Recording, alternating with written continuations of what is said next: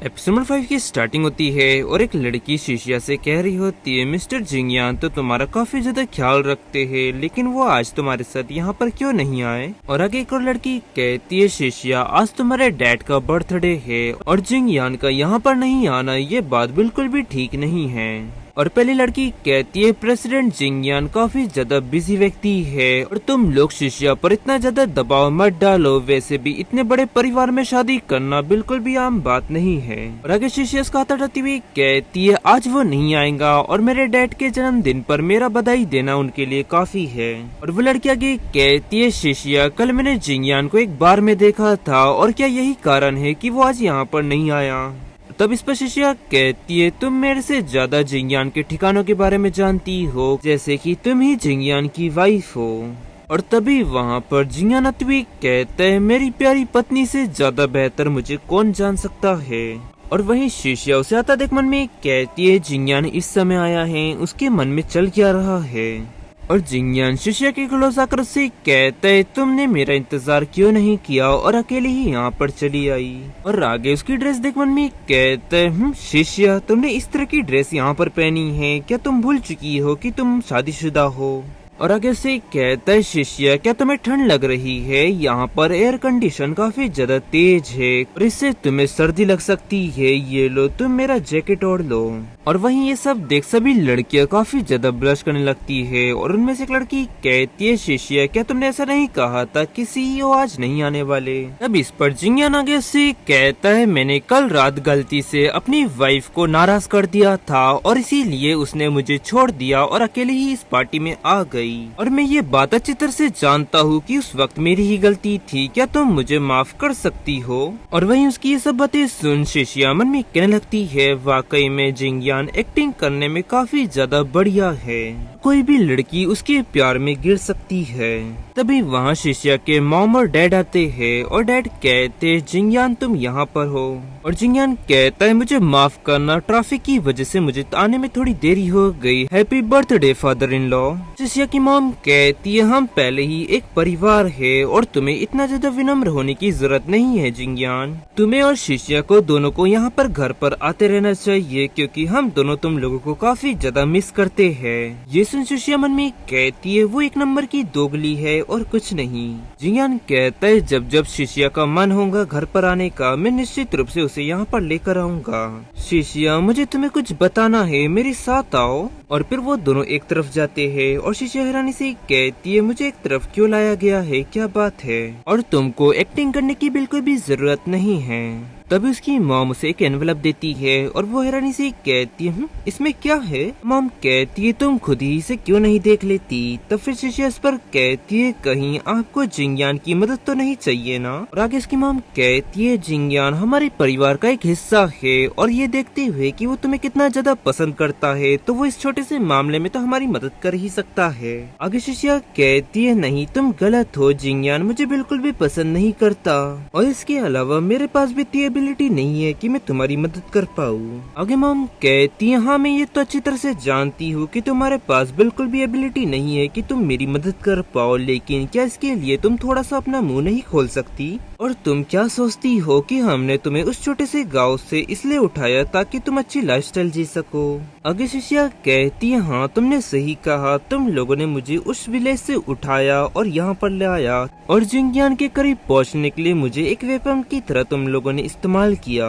और आगे उसकी मॉम कहती है, अगर हमारे लिए ये नहीं होता तो तुम अभी भी उस गांव में होती, जो कि अभी किसी भी वक्त दम तोड़ सकती है, और इसीलिए जल्दी करो, तुम इस डॉक्यूमेंट पर साइन करो।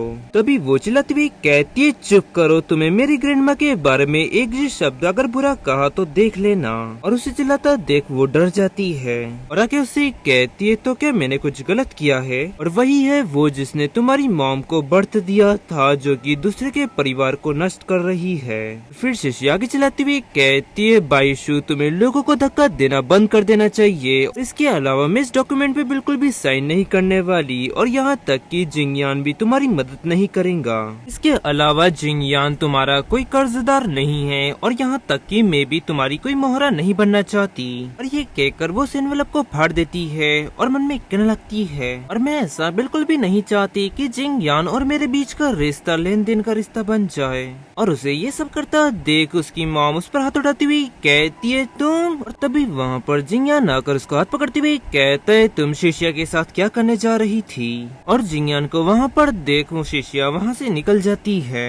वहीं जिंगयान मन में कहता है शिष्या अब मुझे पता चला कि तुम्हारे मन में नफरत कहाँ से आती है। और आगे वो शिष्या की मॉम से कहता है अगर कोई भी शिष्या को थोड़ा सा भी परेशान करेगा तो याद रखना उसे बहुत ही बड़ी कीमत चुकानी पड़ेगी। और उसकी ये बातें सुन वो मन में कहने लगती है मुझे इस बात की बिल्कुल भी उम्मीद नहीं थी कि जिंगयान के लिए शिष्या इतनी इम्पोर्टेंट पर्सन है। अगर हम लोगों ने शिष्या से नफरत की तो हमको इसकी बड़ी कीमत चुकानी पड़ सकती है। और वहीं दूसरी तरफ शिष्या जाते हुए रो रही होती है और कहती है उसके लिए बस मैं एक इक्विपमेंट हूँ और वो लोग मेरा इस्तेमाल करके शिव परिवार में काफी ज्यादा पैसा और प्रसिद्धि लाना चाहते हैं। और तभी वहाँ पर जिंगयान आती हुई कहते है तुम अब रोना बंद करो, तुम रोती हो तो बहुत ही ज्यादा बदसूरत लगती हो।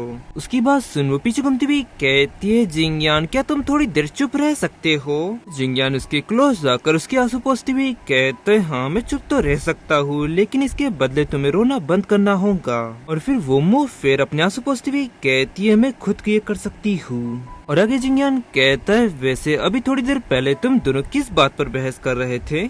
तब वो इस पर कहती है कुछ नहीं, इस सब से तुम्हारा कुछ भी लेना देना नहीं है। और आगे जिंगयान कहता है वहाँ पर मैंने अपना नाम सुना था तो तुम दोनों मेरी वजह से बहस कर रहे थे। शिष्या मैं जब भी तुम्हारे आसपास रहता हूँ तो तुम्हें खुद को इतना स्ट्रॉन्ग दिखाने का दिखावा करने की जरूरत नहीं है और सब कुछ ठीक है शिष्या। और वहीं वो कहती है जिंगयान मैं काफी ज्यादा थक चुकी हूँ, चलो घर चलते हैं। और वो कहता है हाँ ठीक है चलो घर चले। और फिर वो दोनों आगे बढ़ जाते हैं। और वहीं जिंगयान मन में कहने लगता है असल में वो काफी ज्यादा कोमल लड़की है लेकिन उसे हर समय अजय होने का दिखावा करना पड़ता है, वो काफी ज्यादा थकी हुई है। आगे शिष्या से कहता है शिष्या अगर तुम्हारे दिल में अभी भी थोड़ी सी भी बेचैनी है तो तुम रोकर अपना दिल थोड़ा हल्का कर सकती हो।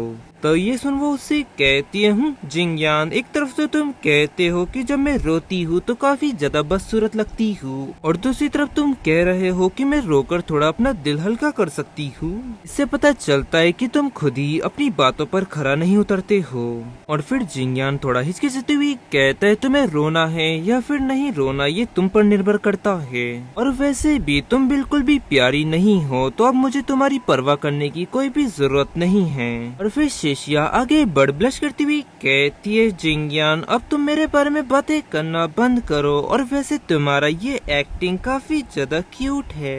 आगे जिंगयान भी स्माइल कर मन में कहता है ऐसा लगता है कि अब वो थोड़ा बेहतर महसूस कर रही है। और गाइस इसी के साथ ये एपिसोड यहाँ एंड होता है। पसंद आया तो लाइक एंड सब्सक्राइब जरूर करें। मिलता है आपको जल्दी नेक्स्ट एपिसोड में।